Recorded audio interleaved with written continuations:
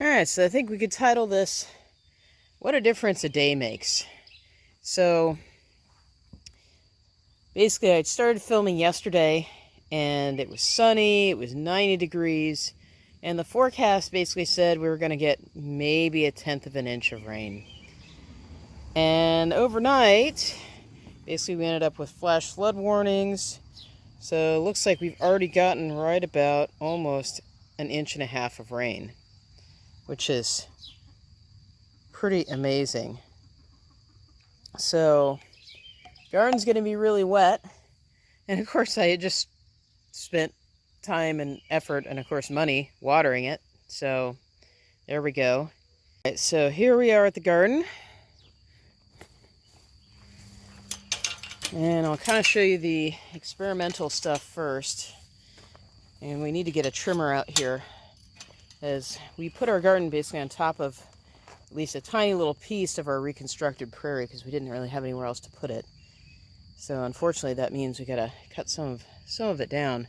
But these are the zucchinis, and they're doing pretty well. We planted some zinnias here to try and hopefully bring in some more pollinators than just the crops themselves. So they're doing pretty well. I watered some of these yesterday, which obviously is now completely unnecessary. Over here, this is our, these are the potatoes, and they're doing pretty darn well. Like I said, this is only really the second time I've ever really grown potatoes. Probably the first time I've tried to do it properly. So they're doing really well. I've got some straw mulch between them. Probably need to add a little bit more. Right here, I've got my beets. I harvested 2.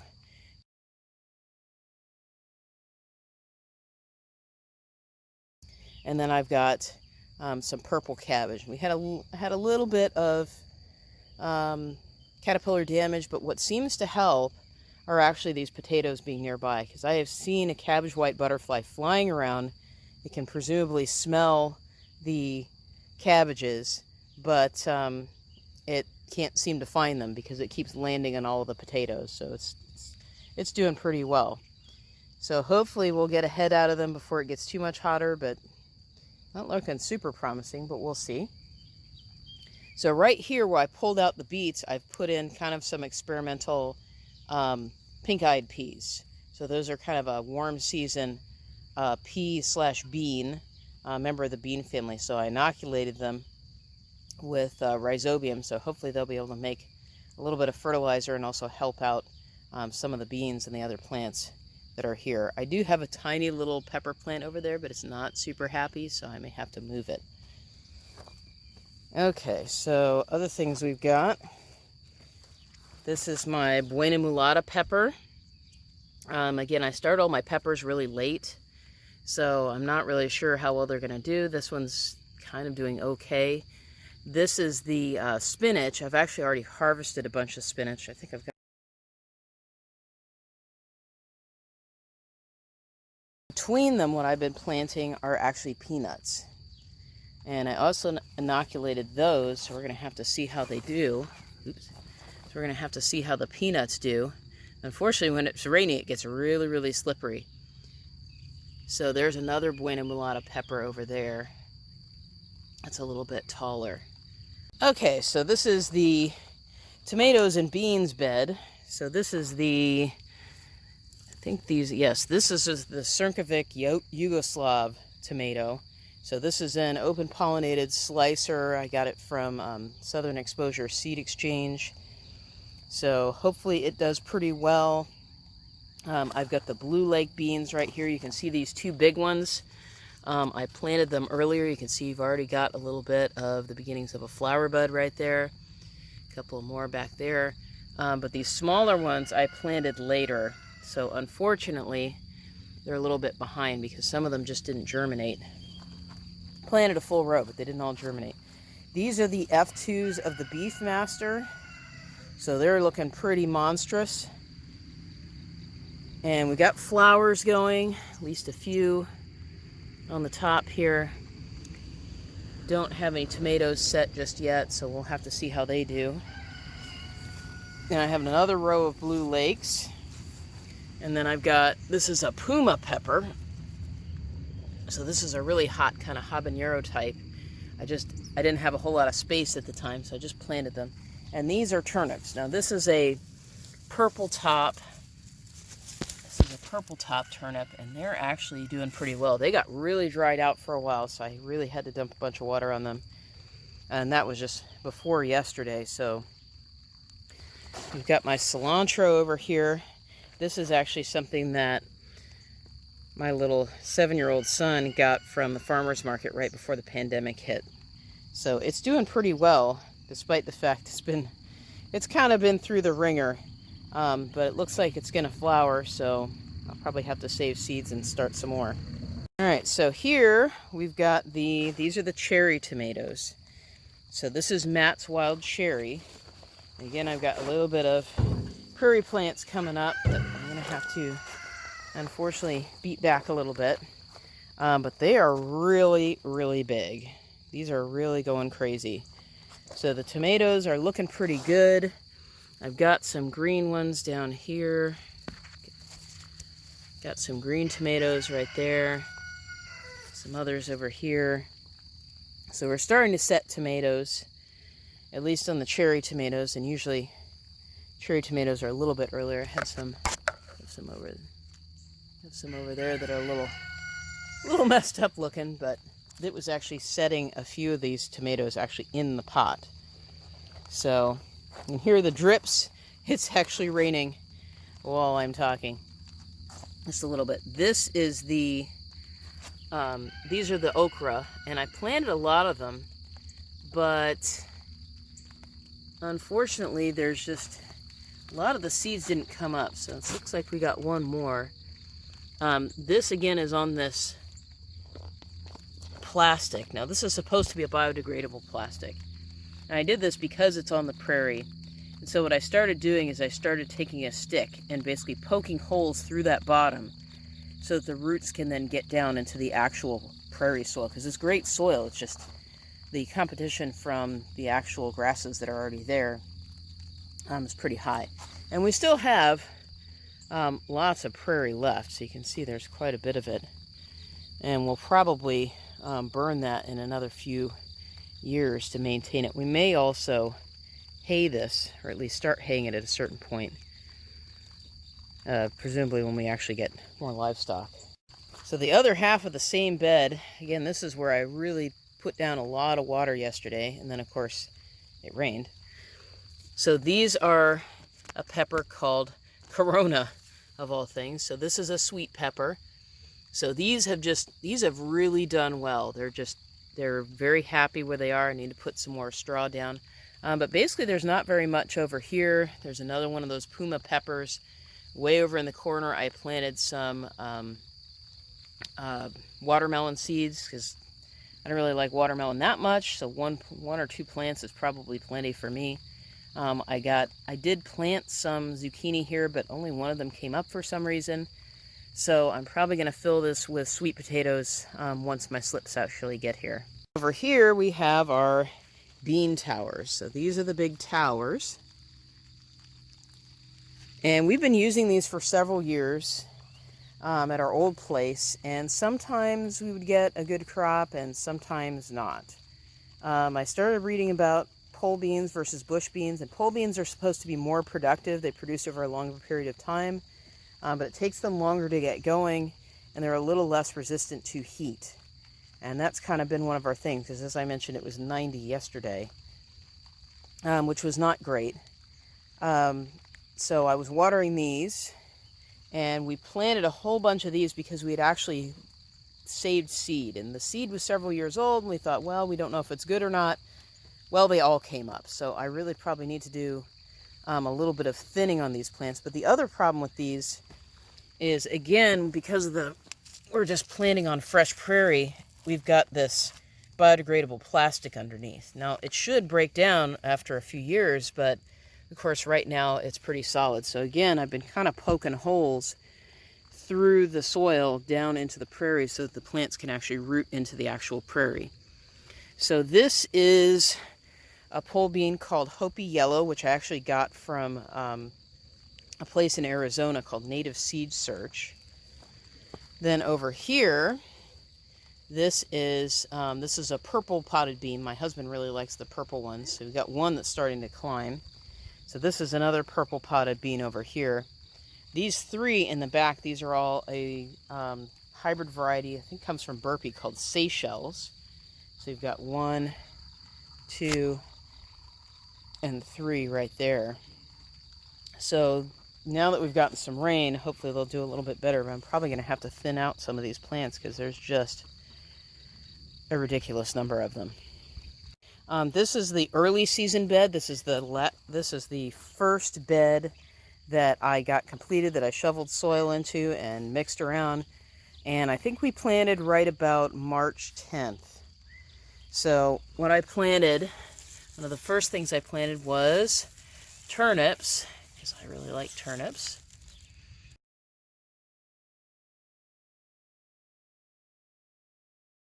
This turnip variety is called White Egg. So it's white, so it doesn't have the purple tops like the other one. This right here, of course, we've got some peas. I'm not sure if I'm going to keep going with peas next year, because even though they're tasty, I only had one small row, but it's pretty much already, and it's not been that hot of a spring until just now. We just got to the point of, we just started getting peas.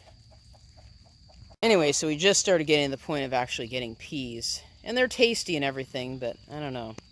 So the kale's doing pretty well. It's like I haven't even gotten around to harvesting yet, so not sure if I'm going to do them next year. Some of this is, again, prairie grass. That's actually, I didn't put a weed fabric on the bottom of this one, so it's coming up.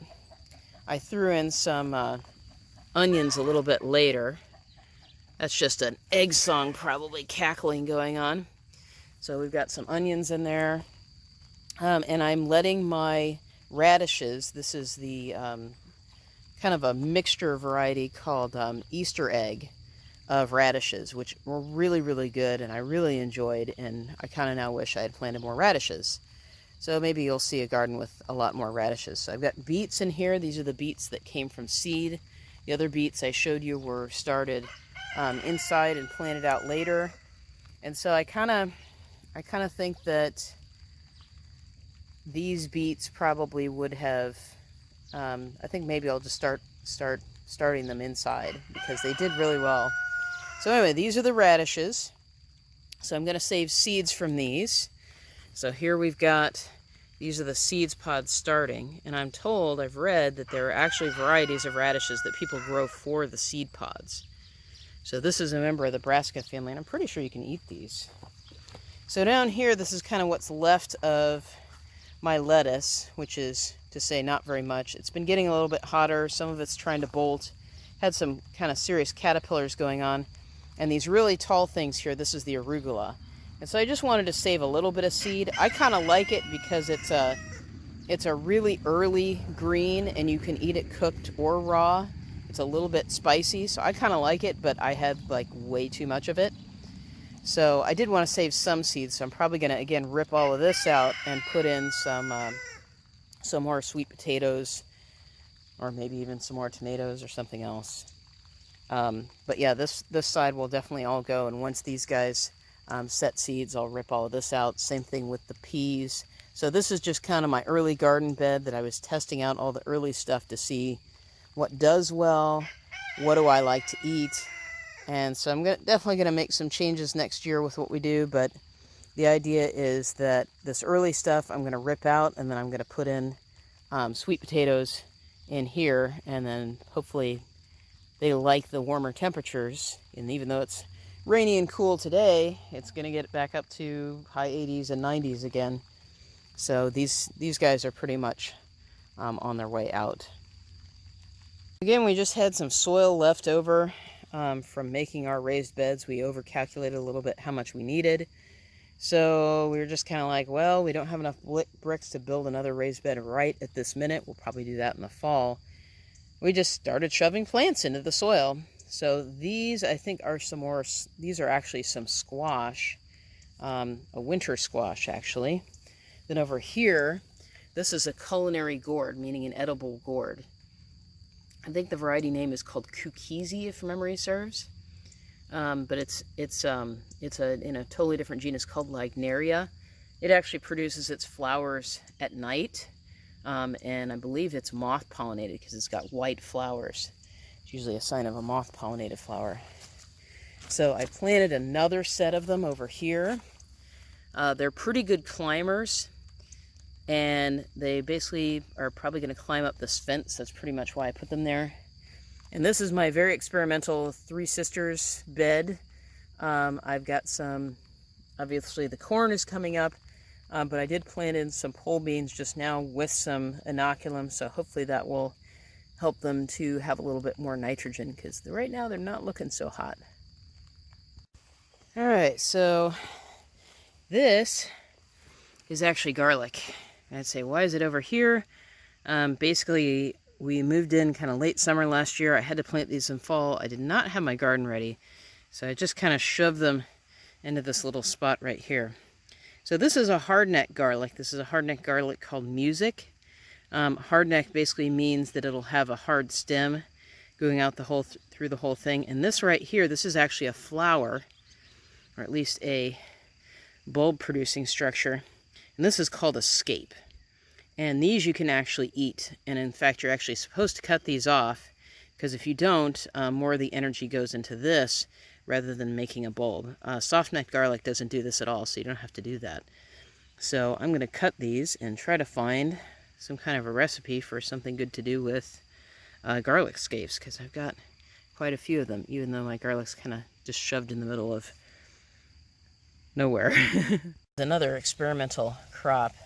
This is actually a mung bean, and if you've ever been to an Asian restaurant, especially like a pho place actually, so if you've ever had Vietnamese soup, a lot of times they'll give you bean sprouts, and they're usually mung beans. And if you go to a salad bar and you get bean sprouts, they're almost always mung beans. So these I actually bought just as a mung bean container because I couldn't find seeds anywhere. Inoculated them and basically stuck them here.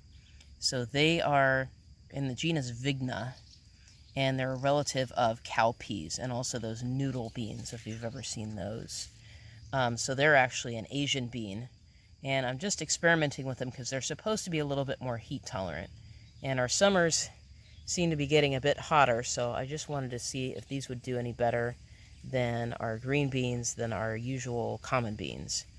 And I ran out of space in the garden, and I didn't really want to take good garden space for experimental stuff, so I just kind of stuck them out here in a couple of other places just to see how they do. So we'll see if they do okay. I need to probably put in some sticks for them to climb on because I think they are climbing beans.